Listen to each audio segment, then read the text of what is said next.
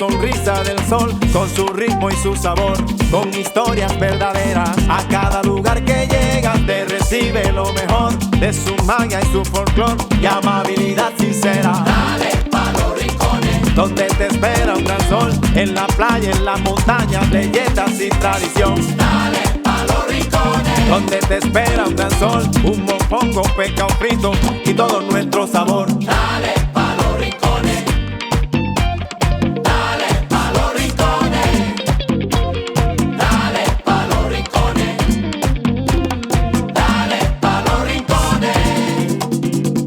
Que Quisqueya es la más bella, de orgullo voy a gritar. Aquí todos lo tenemos, salgamos a disfrutar. Hermosos ríos y valles que te abrazan con su encanto, y en sus trillos se oye el canto, y a descubrirlo te llama. Dale pa' los rincones, donde te espera un gran sol, en la playa, en las montañas, leyendas y tradición. dale pa' los rincones, donde te espera un gran sol, su cultura, personajes, leyendas y tradición. dale pa' los rincones, Ay, que bella es nuestra tierra, dale pa' los rincones, su sabor y su palmera, dale pa' los rincones, conociendo gente buena. dale pa' los rincones, Salgamos a disfrutar, dale pa' los rincones, donde te espera un gran sol, en la playa, en las montañas, leyendas y tradición. Lleva lo mejor de ti y te llevarás lo mejor de tu país. República Dominicana.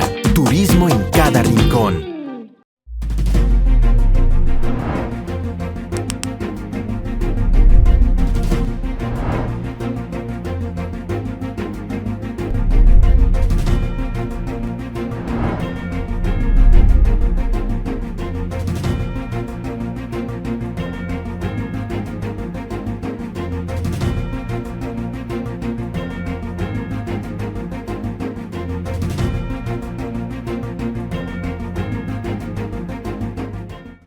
Saludos amigos, bienvenidos al podcast Reseñas, nosotros con Yarito Ortiz Así y es. Adelaida Martínez. Saludos. ¿Cómo están ustedes? Estamos bien. Rozagante siempre. Atrapados por un virus, pero bien, ya saliendo de Sí, eso. pero a ti te da mucha... Sí, voy a ir a un especialista a ver qué Sí, pasa ahí. sí. Porque yo me cuido muchísimo. Sí, como que las defensas están en el suelo, tuyas. Esas defensas, debe ser otra cosa, porque yo soy una mujer que me cuido en términos Sí. de subir los niveles Sí, pero de de defensa. verdad te ¿Sí? da mucha gripe. Bueno, Pero nada, y entonces te tienes que cuidar de la lluvia, ¿verdad, Yari? También. Porque hay... sí. Hay, Muchas lluvias esta hay semana. unos anuncios de lluvias este viernes, sábado y domingo. Así es. Un sistema que está afectando la isla. Así es que, Para quedarse tranquilitos en casa. bueno, señores, nosotros tenemos el placer, el honor de tener hoy a un invitado muy especial, José Eliseo Almanzar, abogado, especialista en política internacional. Así es que, bienvenido, José Eliseo, para que nos metamos en el tema internacional. Bueno, gracias, reincidente en este espacio. Bienvenido, sí. como Ya de Hace la poco casa. estuvo con nosotros. Para usar un lenguaje jurídico. Pero ¿no? recuerde que Rafael dijo que venía pronto porque había Sí. que abordar el tema internacional. Claro, pero a diferencia de un tribunal, aquí los reincidentes son los que se portan bien. Sí, sí. Gracias Eso por la es así. invitación. José Eliseo, yo quiero comenzar analizando el tema de Estados Unidos en su conjunto, las instituciones, el presidente Trump, la guerra que tiene Trump contra las academias universitarias, los aranceles. Yo percibo, en la edad que tengo, no había visto un presidente que enviara una señal de tanta incertidumbre hacia el mundo como este presidente. ¿Cómo tú ves esa situación y el tema de la Universidad de Harvard con el pleito que tiene con Harvard? Bueno. Si de algo saben las abejas, es de flores. Hay de todo tipo y para todos los momentos. Lo importante no es solo su color, tamaño o forma, sino lo que hace sentir cada una. Y para esos sentimientos trabajan. Igual que el Banco Central, que trabaja para hacer florecer la economía y que sientas estabilidad. Para ese sentimiento de crecimiento y desarrollo. Para que la primavera llegue a todos los sectores y los planes de muchos den grandes frutos. Banco Central de la República Dominicana. trabajando por una estabilidad que se siente. Y ahora, el bateador se prepara con 2 outs.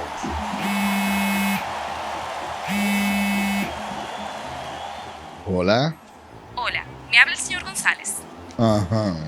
Le llamamos porque usted es un cliente preferencial y queremos ofrecerle nuestra tarjeta Gold, la cual tiene infinitos beneficios, entre ellos descuentos en supermercados, salones de belleza, farmacias y acumula puntos para viajes al extranjero, incluso a la luna. Hay mejores formas de evitar llamadas no deseadas. A través de la aplicación de ProUsuario, ahora puedes solicitar que te excluyan de los listados de marketing de las entidades financieras. Descarga la app en Google Play y App Store. Solo tiene que indicarme dónde le enviamos el plástico de su tarjeta. No me digas. RANUR, consultores en comunicación estratégica y tecnologías. Es una empresa dedicada a la asesoría de organizaciones privadas, públicas y de personas, con fuertes fundamentos en las nuevas tecnologías de la información y la comunicación. Su CEO, el periodista y consultor Rafael Núñez, acumula una vasta experiencia en el periodismo y la comunicación. RANUR es una agencia en capacidad de construir, mejorar y perfilar una imagen robusta a sus relacionados. Los partidos políticos y las instituciones de carácter público están obligados a cambiar las viejas formas de llegar a sus públicos. RANUR es una empresa con 12 años en el mercado, laborando con integridad y transparencia en los ámbitos del periodismo, la comunicación gubernamental, las relaciones públicas, el posicionamiento reputacional digital, la ingeniería social y la gestión de crisis. Para construir una reputación sólida en el ecosistema digital o en los medios tradicionales, RANUR te acompaña por el camino correcto.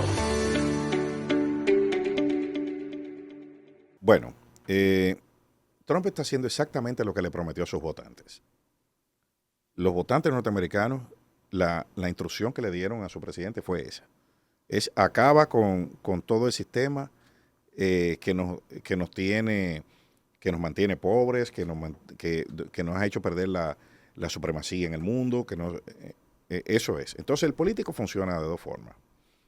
O te identifica a un culpable o te dice que te va a resolver todo tu problema. Entonces, Trump hizo una especie de mezcla de ambas y culpa, en parte, al mismo sistema que lo llevó al poder a producir los fenómenos que lo llevaron al poder. Es una paradoja, ¿eh? Uh-huh. Por ejemplo, ¿dónde está el núcleo de votantes más fuerte de Trump? Son los hombres blancos norteamericanos sin educación universitaria. Exacto. Entonces, esa masa no entiende la importancia de un sistema de educación universitaria. O sea, los niveles de lectura en Estados Unidos así mismo, son los más bajos. Muy bajos. Los más bajos de los países OCDE o del G20. Son los niveles de salud en Estados Unidos son los más bajos de los países OCDE y del G20. Esta generación en Estados Unidos va a vivir menos que sus padres, o sea, en términos de longevidad, y son menos saludables que sus padres. Pueden adquirir una vivienda 10 años después que lo que sus padres lo hicieron, y la generación donde, por ejemplo, los baby boomers, que fueron los que nacieron después de la Segunda Guerra Mundial, con un solo salario podían comprar una casa, un carro, vehículos, sí, y familia, tener el estándar de vida norteamericano. Ahora con 2 salarios no se puede, nada de eso. Entonces, y la gente tiene más cosas, pero tiene menor calidad de vida, trabaja más, comparte menos con su familia, las tasas de reproducción están en el piso, ay, sí, las tasas de natalidad, y se ha ido corrigiendo el problema poblacional con migración. Ahora, ya hay una saturación en la inmigración en Estados Unidos, ya porque todo tiene un límite, y ya parece que los Estados Unidos llegó a su límite físico y social de la inmigración. Lo que hizo grande a ese país ahora es uno de sus principales talones de Aquiles. Entonces, todo ese escenario es lo que está provocando estas acciones que son disruptivas, pero que tienen un sustrato debajo enorme. Por ejemplo, ¿por qué el ataque a Harvard? Harvard es el símbolo de la educación norteamericana. Sí, es que del elitismo norteamericano. Exacto. Harvard, pero tiene una debilidad, como la tiene todo el sistema de educación superior norteamericano premium, que funciona, el sistema académico norteamericano es adicto al dinero. Es el sistema de educación más caro del mundo. Sí. O sea, Harvard, por ejemplo, tiene un presupuesto de casi $8,000 millones al año, de los cuales menos del 15% proviene de fondos de matrícula que pagan los estudiantes. ¿De dónde viene el otro 85%? Menos del 15%. Menos del 15%. Financiamiento. ¿Y todo el otro dinero? Bueno, el otro dinero viene de fondos federales, 1, 2, de donaciones de gobiernos amigos. Entonces, cuando usted se va a la lista de donantes de Harvard, ¿de quiénes son los gobiernos amigos? Bueno, vamos a quitar amigos, los gobiernos que donan. Es ahí el truco. Porque en la lista hay gobiernos que son enemigos de Estados Unidos. O sea, el primer donante es Reino Unido. Perfecto. Amigo de Estados Unidos. Aliado. Sí, aliado y amigo. Pero el segundo donante es China, es la India. Ah, la India. El tercero es China. El cuarto es Qatar. Entonces, el primero sí es un aliado de Estados Unidos, con cultura occidental, con valores de cultura occidental, pero los otros tres son la antítesis de lo que es Estados Unidos. Ironías de la vida. ¿Cuál es el meollo ahí? Bueno, el meollo es el siguiente. Las potencias invierten mucho dinero, sobre todo las potencias que tienen temas de conflicto, ¿no? Ideológico, territorial, racial. Invierten mucho dinero en financiar los sistemas de educación porque ahí se construye narrativa. Harvard forma periodistas, Harvard forma abogados, Harvard forma historiadores, Harvard forma científicos sociales, economistas. Entonces, tú financiando esas diversas células que se construyen en las universidades, tú construyes un pensamiento por otros intereses. Exacto. Por ejemplo, señores, ustedes son profesionales de la comunicación con trayectoria todos. Nada. En los periódicos nada más salen los muertos cuando son en circunstancias trágicas. Exacto. Porque el que se muere natural tiene que pagar una esquela. Exacto. Y eso es los periódicos. Pero imagínense en la radio, televisión y redes sociales. Por ejemplo, unos que son muy atacados en el mundo, los israelíes. Sí. Los israelíes tienen un programa que se llama el Hasbará. El Hasbará funciona financiando narrativas en el mundo pro-israelíes. Sí, así es. Casi todo lo que sale en los medios y en las redes sociales pro-israelí es financiado por el gobierno. El gobierno israelí está gastando más de $200 millones anuales financiando el Hasbará. Construyendo su narrativa. Claro, construyendo su narrativa. Pero no se crean que son solo los israelíes. Qatar gasta cientos de millones de dólares posicionando su narrativa. Exacto. Al que le gusta el fútbol europeo, cuando prende la televisión, Qatar, que ve Qatar Airways, son los dueños del Paris Saint-Germain, son los dueños, son los que controlan el fútbol. Tienen Al Jazeera, que es una cadena. La CNN del mundo árabe. Del mundo árabe. Por ejemplo, por decir dos, pero Taiwán invierte muchísimo dinero en posicionar una narrativa anti-China. Y China también invierte muchísimo dinero. Entonces, todo eso, ese póker, donde cada uno tiene una carta, está infiltrado en el sistema de educación superior norteamericano. Todos están financiando determinados corrientes ideológicas. ¿Y pudiera decirse que es ahí donde Trump entra para romper con esas narrativas? Bueno, Trump entra a decir con la máxima que el que paga manda. Entonces, como yo soy que pago más, porque yo soy el gobierno norteamericano, yo soy que tengo que decidir qué es lo que va ahí. Pero ¿qué pasa también? Como esos gobiernos están financiando tanto, por ejemplo, en el sistema de educación norteamericana entran alrededor entre 250,000 y 300,000 estudiantes chinos.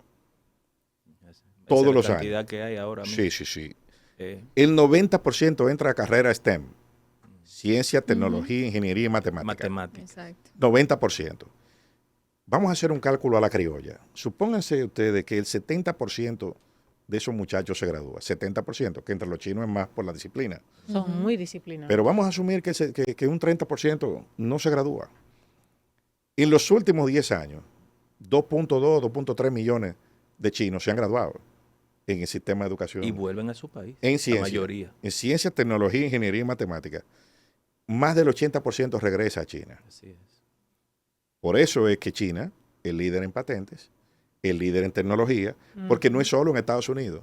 Si ustedes se van a las universidades europeas, También. es el mismo fenómeno. Ahora, ¿cómo eso sea, además de las patentes y todo eso? De las 10 universidades líderes en investigación y desarrollo del mundo, 8 son chinas. Sí. Harvard y MIT. MIT es la número 10. Era la número 1 en el mundo. Y ahora la número 10. Harvard es la número 1, pero las otras 8 son universidades chinas.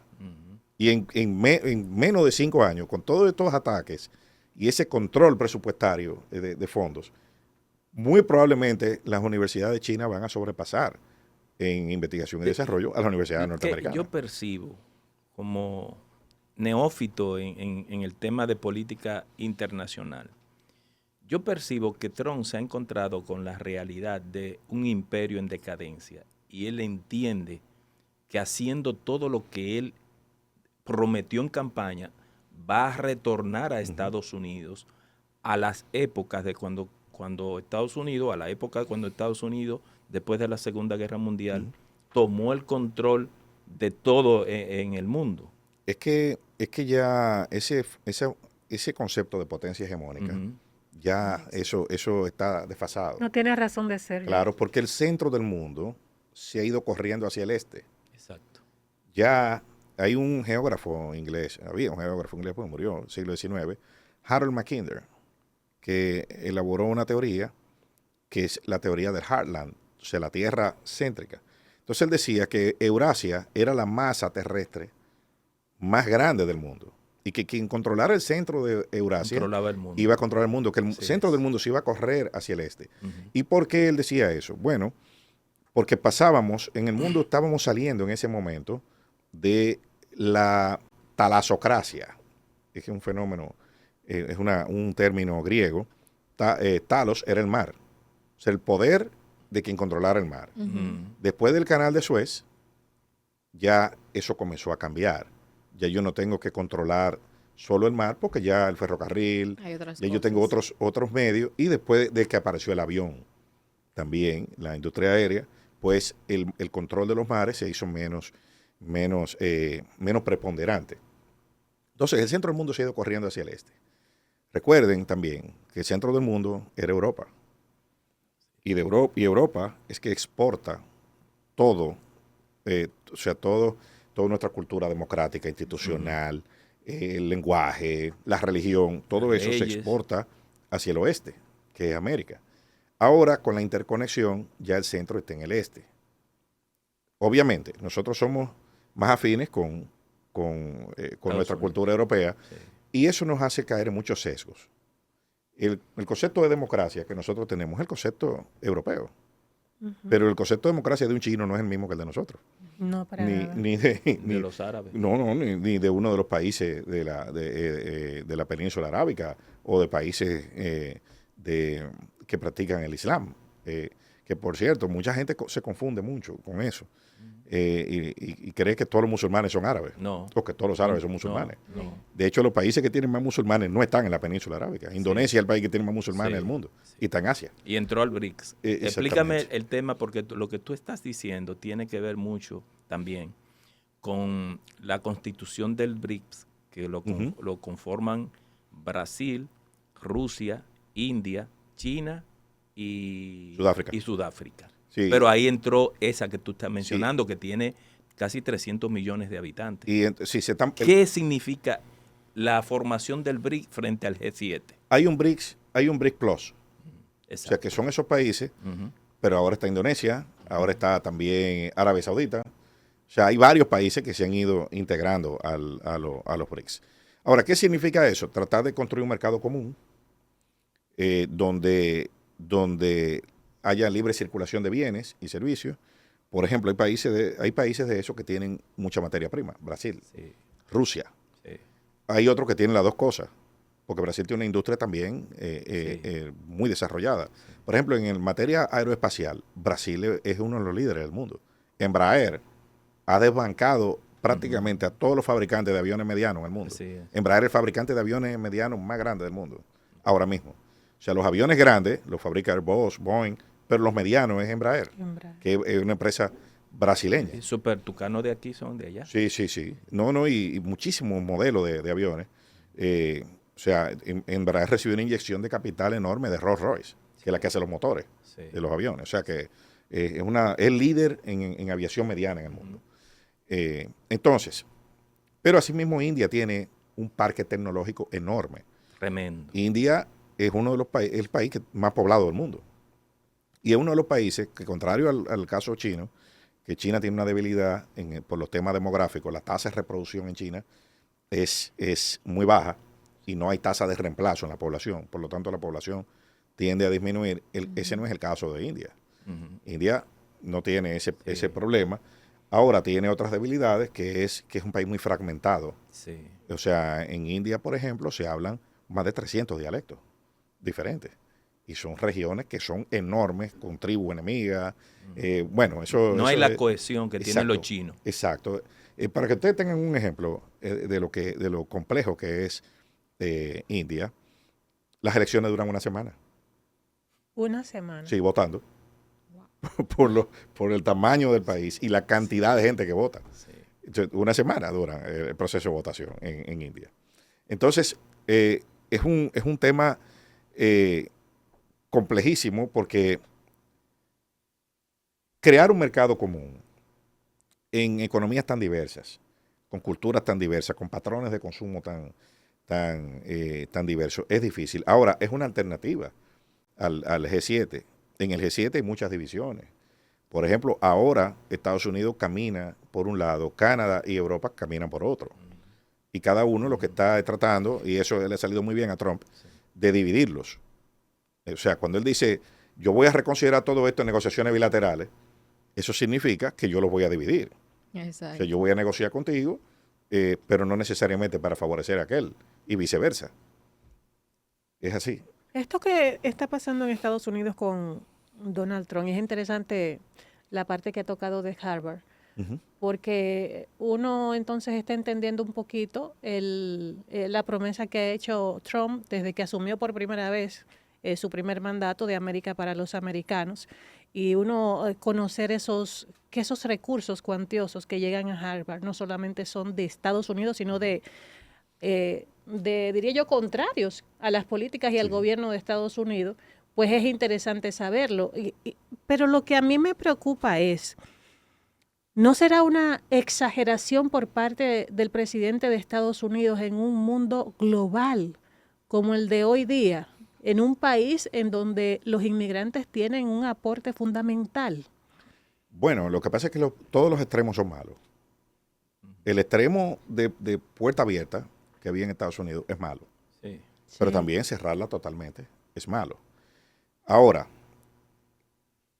decía Antonio Gramsci, fundador del Partido Comunista Italiano, para mí uno de los pensadores que más aportó a la cultura política moderna, él tenía una teoría, la teoría de las hegemonías en las sociedades.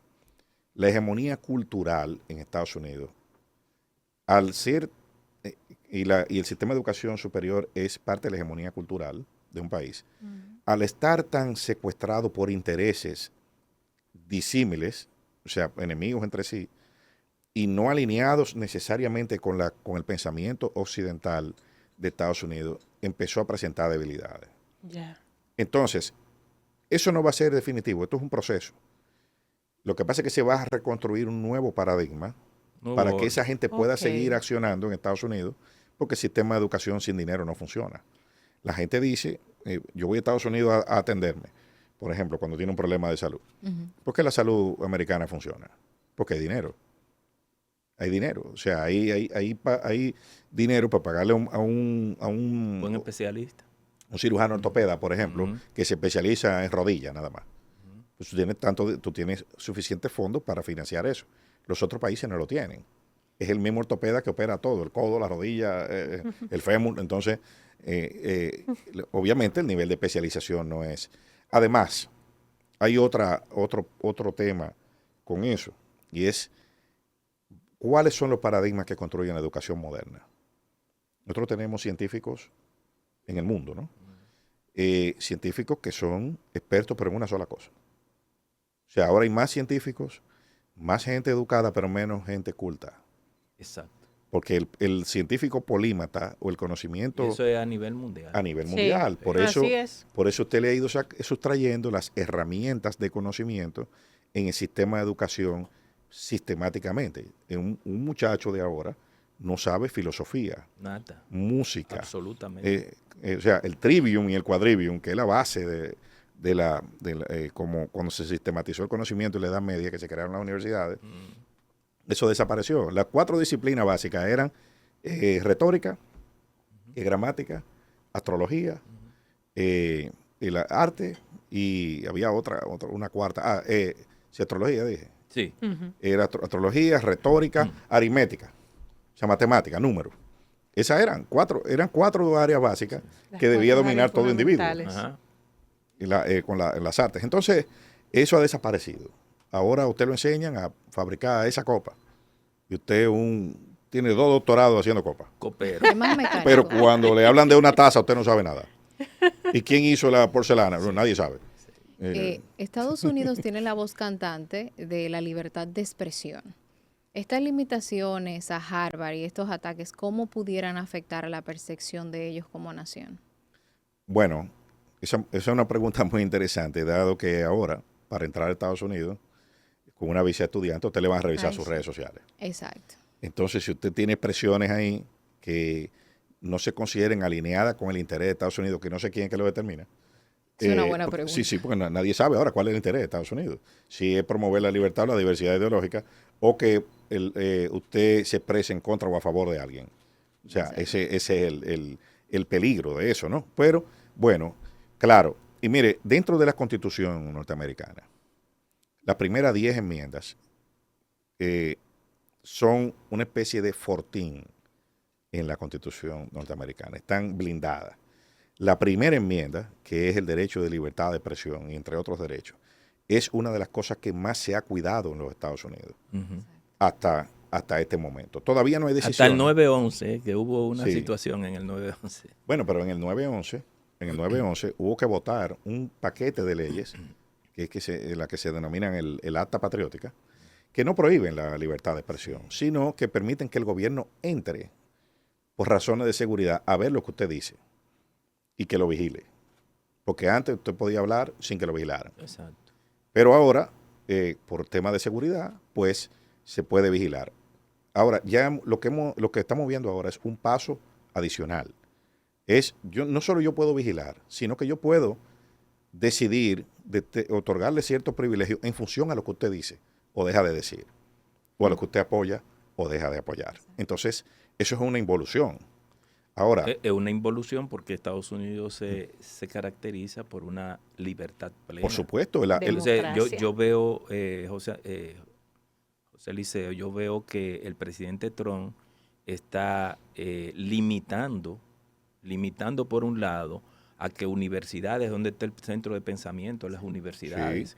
Harvard, hay otras universidades que se han arrodillado ante él, pero Harvard no ha querido arrodillarse.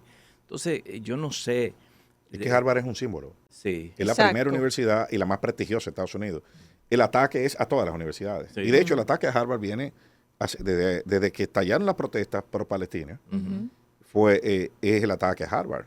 Recordemos que Claudine Gay, que era la rectora de Harvard, la hicieron renunciar. Sí, renunció. Porque en una audiencia en el Congreso de Estados Unidos, que no fue más que una trampa, porque la arrinconaron, y ella no respondió de una forma tan explícita como los congresistas querían, pues ella fue obligada a renunciar. Y ella lo que le preguntaron fue si ella tenía que, de su visión sobre reprimir protestas anti-israelíes. Y ella lo que dijo fue que había libertad.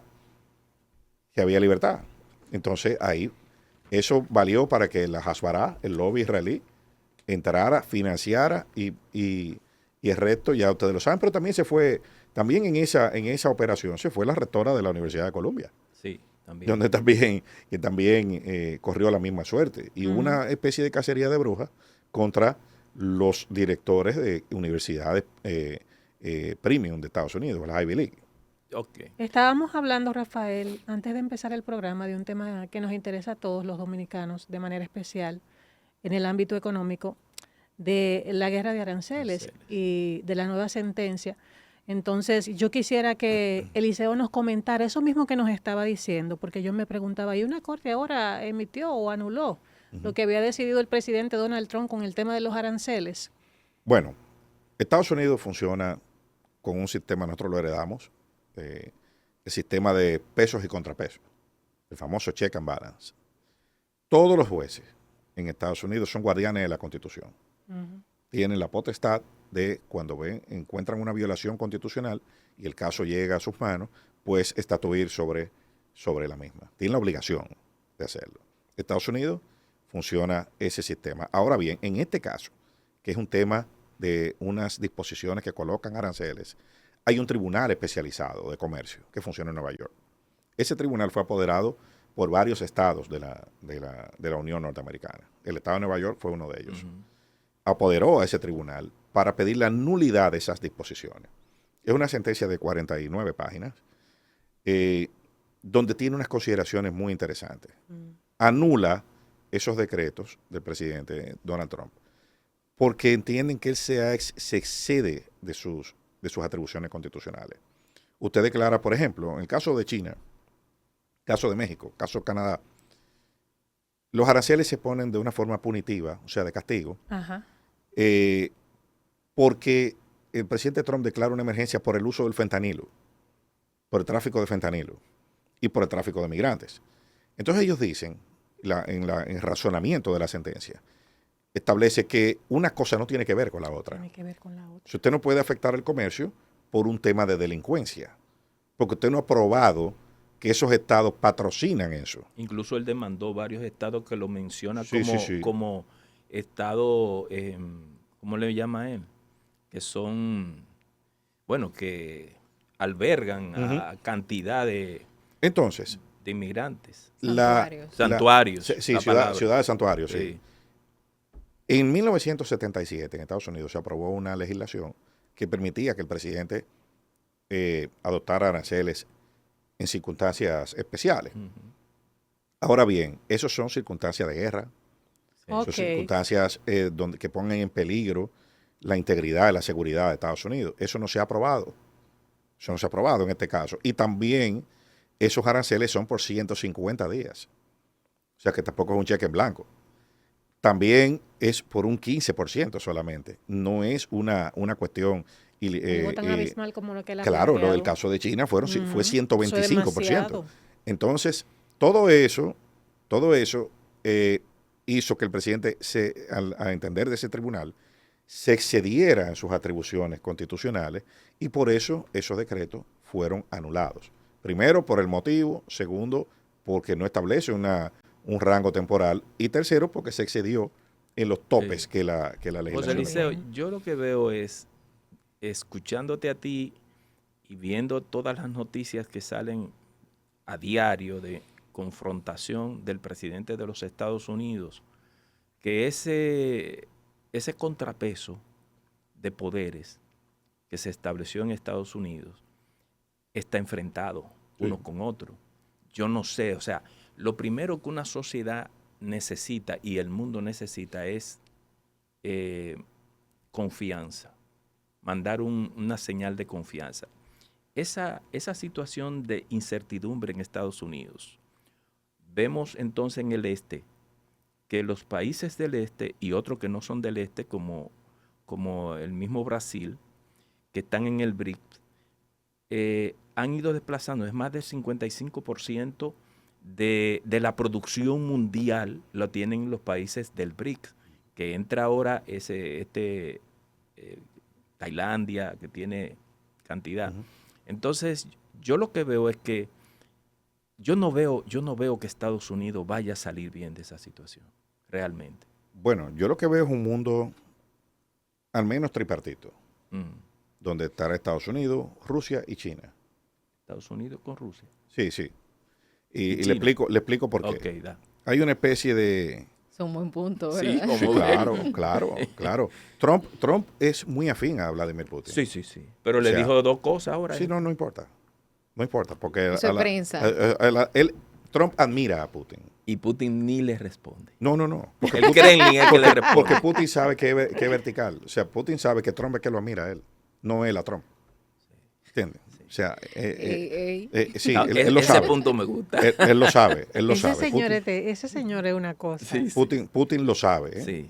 Señores, Putin es un hombre formado en las redes de inteligencia. Claro. Sí. O sea, Putin no es Muy improvisado. No es cualquier cosa. No es un fly. Y además es un hombre que tiene mucho tiempo en el poder. Exacto. En un país como Rusia, ya Putin superó a Stalin Sí. en el tiempo bajo el mando Así en es. Rusia. ¿Entiendes? O sea, no se puede subestimar. Entonces, Putin lo sabe. En un mundo tripartito, Estados Unidos China. toma Groenlandia. ¿Y tú crees que vaya a lograrlo? Exacto. No, Eso ¿verdad? va. No, bueno. Eso va. Eso va. ¿Y a Canadá? Eso va. No, a Canadá no, a Groenlandia. Canadá. Ah, Groenlandia. Canadá es un distractor. ¿Entiendes? Groenlandia. Tú, Ese es su objetivo. sí. Yo te doy Groenlandia, tú me das Ucrania, a Rusia, y a China le dan Taiwán. Hay que darse. Ay, Sam. ¿Entiendes? tú lo planteaste Sí, en la sí. entrevista anterior. Es así. Eso es así. Pero tiene sentido, sí, sobre claro. todo por el tema de China y Tailandia. Y y Taiwán. Y Taiwán, perdón. No, y Taiwán. eso no lo repartimos entre los tres. Ujú. Yo quiero Taiwán, tú quieres Groenlandia, yo quiero Ucrania. Como el reparto que hubo después de la Segunda Guerra Mundial. Exactamente, la convención de Yalta, Exacto. pero 2.0. Los tres grandes. Sí, se reunieron. bueno, en esa ocasión eran cuatro. Cuatro, pero sí. Eran cuatro porque De Gaulle, De Gaulle, Charles de Gaulle. chantajeó a los aliados. Sí. Dijo, bueno, si a mí no me meten entre la Sí. potencia ganadora, Sí, sí, no hay sí. invasión en Francia. Pero porque no vamos a cooperar. Pero la querían dejar fuera a Francia. Sí, claro, Sí. claro, porque cuando hicieron los planes del día D, incluso había, entre los planes, había una moneda de ocupación. Iban a sustituir el franco por una moneda de ocupación y De Gaulle se escandalizó. Dijo, no, yo tengo que estar. Tremenda personalidad, Charles. Sí, Francia fue uno de los, fue el único país ocupado por los alemanes, invadido en la Segunda Guerra Mundial que negoció del lado de los ganadores. O sea, después ni Países Bajos, ni Austria, ni Polonia. Entró ni a la nadie. mesa de Sí, negociación. lo sentaron, Sí. hubo que sentarlo en la mesa Sí. para negociar. Y Entonces, todo tuvo que ver con ese liderazgo de Charles de Gaulle. sí, porque él tenía, como se dice en dominó, la ficha de tranque. Sí. La tenía él. Entonces, si no entraban a Francia, no podían invadir Alemania. Había que pasar por donde él. Entonces, ese era el poder que él tenía. Y Realmente. además tener la visión de que eso era así. Claro. Y además que tuvo la suerte, o históricamente la circunstancia, de que Francia se dividió en dos, pero no fue entre este y oeste, sino norte y sur. O sea, el gobierno de la Francia ocupada estaba en Vichy, en el sur, y todo el norte entonces era un pasillo por donde se entraba Alemania. O sea que él tuvo esa ventaja. Si se divide verticalmente en este y oeste, la invasión a Alemania es imposible. Entonces, ¿tú crees que esta lucha geoestratégica del mundo terminará entre Estados Unidos, Rusia y China por un lado, alineándose por un solo propósito? Es que están alineados. Es que ya están alineados. Por ejemplo, voy a poner dos ejemplos claros de eso. Rusia y Estados Unidos están peleados con la Unión Europea. Los dos. Los únicos que yo veo que no están bailando la pieza, los europeos. Los europeos, Sí. porque como yo le dije la vez anterior, cuando usted está en un banquete y usted no forma parte de los comensales, es porque usted es parte del menú. Sí. Sí, usted está en la Europa mesa. es el menú. Usted Y está en no la sé- mesa y no está comiendo, ustedes lo van a comer. Entonces, No sé si tú viste, a propósito de eso de Europa, una declaración que dio el economista premio Nobel de Economía, Krugman, que le Paul decía a Krugman. Europa, Paul Krugman, le decía a Europa, no se dejen llevar de lo que está diciendo Trump. No se dejen llevar hagan ustedes lo que tengan que hacer, porque eso es lo que lo ha llevado a ellos, sentarse en la grada a ver cómo pasan las cosas, a una situación de debilidad de la Unión Europea realmente. claro. ¿Con quién se repartió Trump Ucrania? ¿Con quién? Ujú. Toma la mitad a Putin Y el resto, ¿quién firmó un acuerdo de minerales? Él. Estados Unidos. Y a los europeos que le dieron de Ucrania, nada. Absolutamente. Entonces, el reparto es entre Estados Unidos y Rusia. Entonces, pudiéramos decir que lo que ha dicho Trump sobre Zelensky tiene mucho que ver con la construcción de esta narrativa. Porque él dice que Zelensky es problemático y todo lo que hace causa problemas. Zelensky y Trump son enemigos personales. Son enemigos. ¿Por qué? Porque cuando a Zelensky lo instalan en el poder, primero quien da el golpe de Estado que permite que Zelensky llegue al poder es la CIA. La CIA, sí. Y lo dan los demócratas. Cuando Joe Biden era vicepresidente. Hunter Biden, el hijo de Joe Biden, era en Kiev, en Ucrania. Que tiene un historial. Sí, la famosa computadora aquella donde apareció todo eso. Él operaba en Kiev. Fíjense que cuando Biden se va del poder, emite una serie de indultos. Claro. Indultos preventivos a gente que no había sido acusada. Entre ellos su hijo. Sí, no, a su hijo lo habían acusado por unos hechos que sucedieron en 2018. Pero cuando usted lee los indultos preventivos de gente que no había sido acusada, él obviamente fue acusado por unos temas de una tenencia de armas irregular, impuestos, misdemeanor, que son infracciones menores en Estados Unidos, que sucedieron en 2018. Pero ¿qué pasa? Cuando usted lee el indulto abarca del 1 de enero de 2014. Pero ¿por qué fue tan atrás? ¿Por qué este hombre que cometió unos hechos en el 2018 lo indultan desde 2014? A él y a todo el mundo. Bueno, porque en el 2014 fue la revolución del Maidán. Fue el golpe de Estado en Ucrania. Y ahí hubo un trasiego de dinero enorme de Estados Unidos y se hizo de todo. Sí. Entonces Zelensky comete el error, después de eso, de ir a Estados Unidos el año pasado, en octubre, y reunirse nada más y nada menos con Kamala Harris. Así es.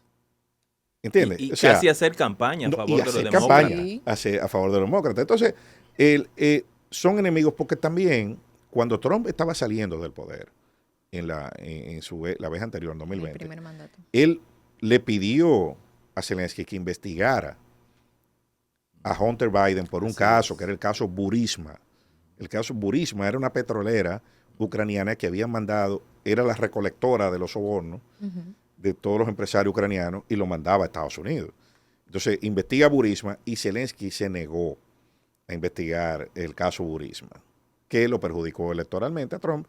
Y entonces Trump no perdona. No se la guardó. No se le olvidó eso. Porque, señores, el destino del Partido Demócrata está en manos de los ucranianos. O sea, si ese caso se destapa, ahí va a caer preso medio Partido Demócrata.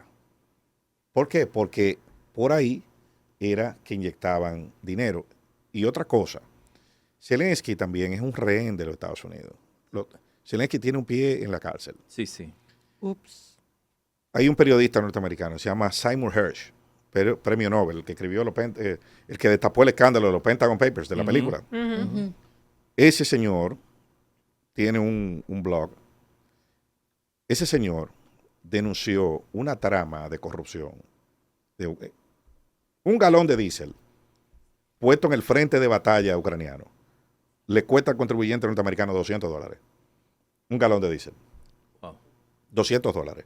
Y se lo compran a los rusos. O sea, los ucranianos le compran el diésel que usan los tanques de ellos, se lo compran a los rusos. En una serie de operaciones trianguladas.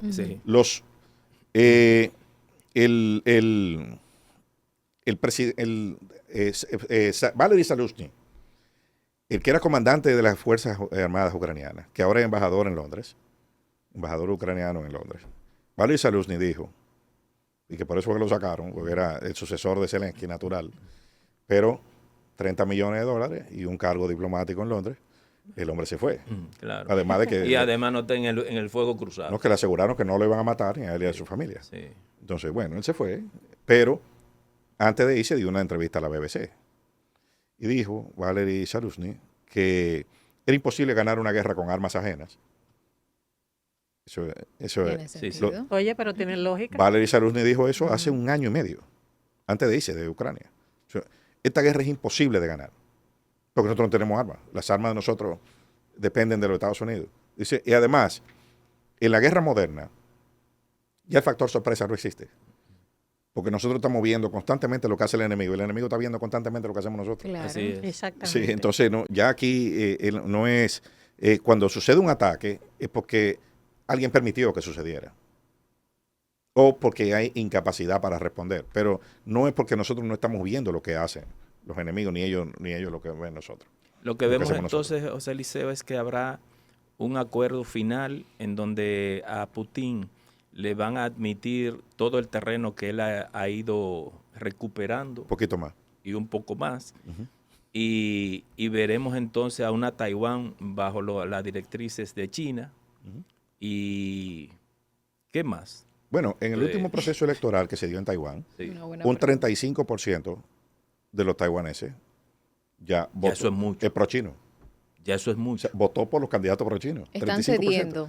Claro, porque las generaciones jóvenes ya ven a China como la potencia, como donde, donde yo quiero pertenecer. Además, Exacto. José Eliseo, es extraordinario el avance tecnológico de los chinos. Claro, Una Ay, cosa- sí. cuando tú a un taiwanés Están pisando los talones. le enseña un tren bala, le enseña cómo son las ciudades en China y él ve cómo está Estados Unidos y él ve quiénes son mis aliados. Es lógico que quieran, se sientan atraídos Sí. a donde hay más progreso. Y entonces un 35% ya de la población taiwanesa es pro-China. O sea que eso se va a dar. Eso se va a dar cuando Estados Unidos quiera la autonomía en la producción de chips, que todavía no la tiene. Pero eso es cuestión de tiempo. Sacando Exacto. a Brasil en América Latina y a México, entonces en esa narrativa nosotros somos los vagones del tren. Bueno, la posición de nosotros es difícil, porque nosotros no tenemos con qué. Digo yo todos los países, no Sí, digo sí. República Dominicana. Sí, pero el de nosotros es peor, porque esto es un pedazo de una isla. Sí, un pedazo. O sea, con problemas de aquel lado. Sí, Exacto. con problemas, con un fardo. Eternos problemas. Con un fardo del otro lado difícil, con el país más pobre del hemisferio De América. de frontera. Entonces, la situación de nosotros es difícil. Además de que nosotros no tenemos o sea, nosotros no tenemos ningún poder salvo nuestra ubicación, Ajá, estrategia. qué que es negociar? estratégica, con qué negociar. O sea, ¿qué podemos nosotros Ofrecer. ofrecer? Bueno, la playa, todo eso, pero eso playa hay en todos lados. Y tumbar coco en la playa. Exacto. Playa hay en todos lados. Una experiencia es lo que podemos negociar, Una experiencia. experiencia de sol y Entonces, playa. claro, nosotros tenemos que hacer lo que nos digan los Estados Unidos. Y, Sí. y la economía dominicana ahora, bueno, salió esta misma semana el informe del Banco Central. La economía dominicana está dando señales serias. O sea, es un carro que tiene la luz de check prendida. Sí. Lo que pasó en los primeros 4 meses a nivel económico, o sea, la economía dominicana creció apenas 2.5%, Sí. crecimiento promedio. Los primeros Y se 4 está meses. sintiendo, Eliseo. Claro, los primeros 4 meses del año pasado, la economía dominicana creció casi 6%. Y este año fueron 2.5%. Sí, hay O problemas. sea, hay problemas serios Ujú. en la economía dominicana, el sector construcción, que es el segundo sector más que pesa más en el PIB. Exacto. Volvió a caerse en abril 5% con respecto a abril del año pasado. O sea, nosotros tenemos problemas serios Hay aquí problemas serios. de manejo.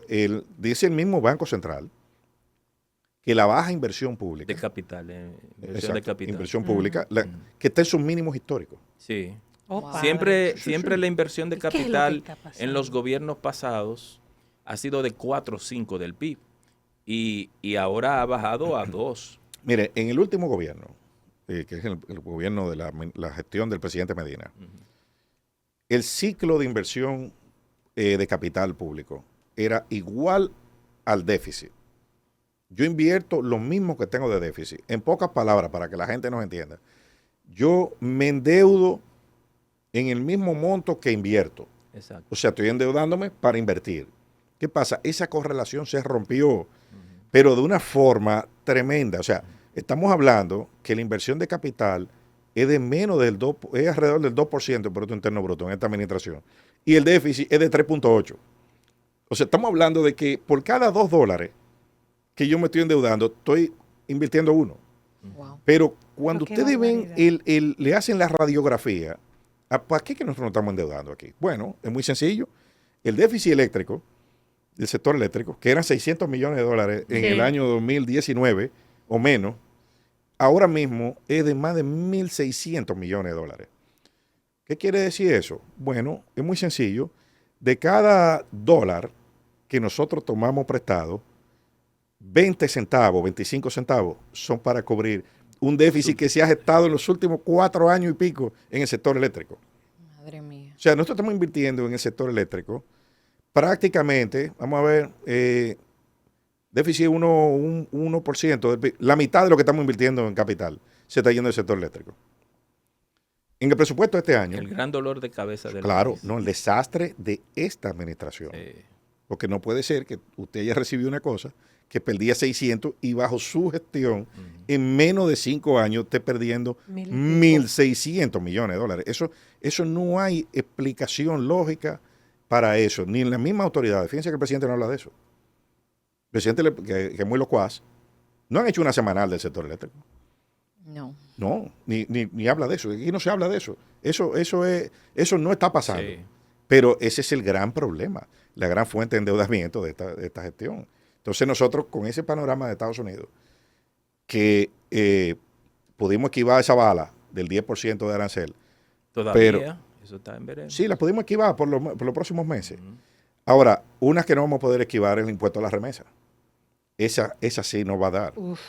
Esa no va a dar. Se habló de un 10%, después de un 5%, y se aprobó un 3.5%. O sea, nosotros tenemos 100.000 familias receptoras de remesa en República Dominicana. Son 11.000 millones de dólares que entran aquí por eso. Hay economistas, José Liceo, que hablan de que también va a afectar el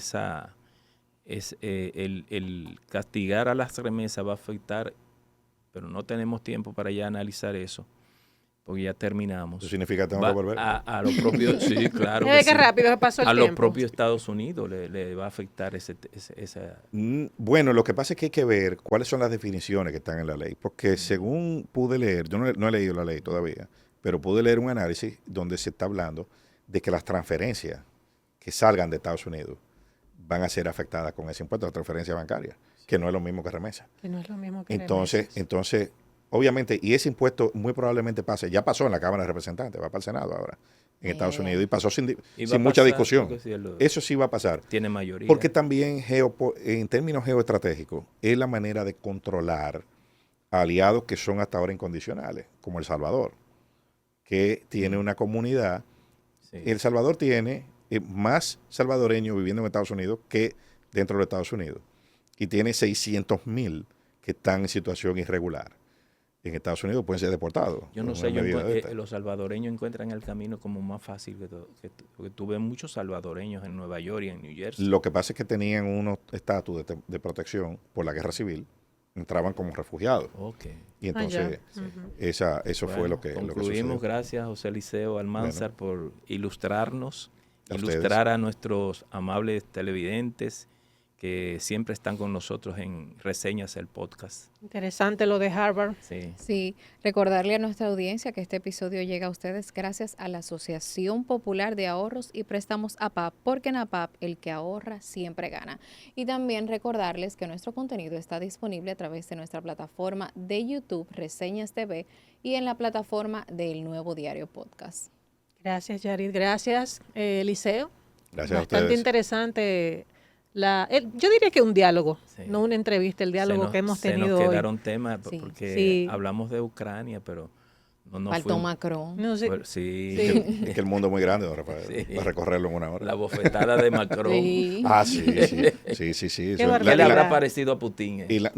Claro, la simbología de poder. Sí. Usted va, miren yo sé que estamos fuera de tiempo, pero eso no fue una bofetada, ella lo agarró por ahí. Eso fue una expresión de amor intenso. De amor intenso. Pero lo que sucedió ahí fue la simbología de eso, ¿no? Exacto. Usted va eso afecta a la imagen. Una visita oficial. Llegando a Vietnam, que era una potencia que tú colonizaste. ¿Entiendes? O sea, hablar de temas geopolíticos. Claro. Y entonces lo que sale de la visita, porque nadie sabe lo que habló Macron con el jefe de Estado vietnamita, es la bofetada, la noticia y el mal manejo comunicacional. Exacto, porque primero lo negaron. Decir que eso es de inteligencia artificial, eso no te lo va a creer nadie, porque se vio claramente que abrieron la puerta del avión. Y él le tendió el brazo y ella no. Y ella lo Había una situación. Le marchó de una vez y él, que se da cuenta que lo están grabando, se rió. No le quedó de otra. Pero no queda más tiempo ya. Muchas gracias. Feliz resto del fin de semana y a cuidarse de las lluvias. Así es. Bye, bye.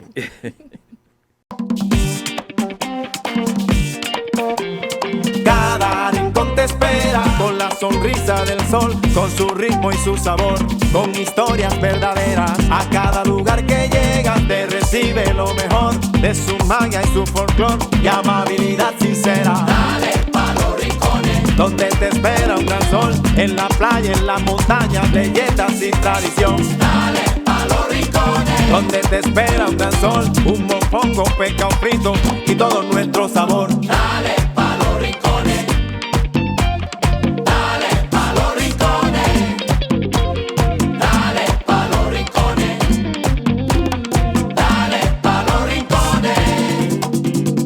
Que Quisqueya es la más bella, de orgullo voy a gritar. Aquí todos lo tenemos, salgamos a disfrutar. Hermosos ríos y valles que te abrazan con su encanto, y en sus trillos se oye el canto que a descubrirlo te llama. Dale pa' los rincones, donde te espera un gran sol, en la playa, en las montañas, leyendas y tradición. Dale pa' los rincones, donde te espera un gran sol, su cultura, personajes, leyendas y tradición. Dale pa' los rincones, hay que bella nuestra tierra. Dale pa' los rincones, su sabor y su palmera. Dale pa' los rincones, conociendo gente buena. Dale pa' los rincones, salgamos a disfrutar. Dale pa' los rincones, donde te espera un gran sol, en la playa, en las montañas, leyendas y tradición. Lleva lo mejor de ti y te llevarás lo mejor de tu país. República Dominicana, turismo en cada rincón.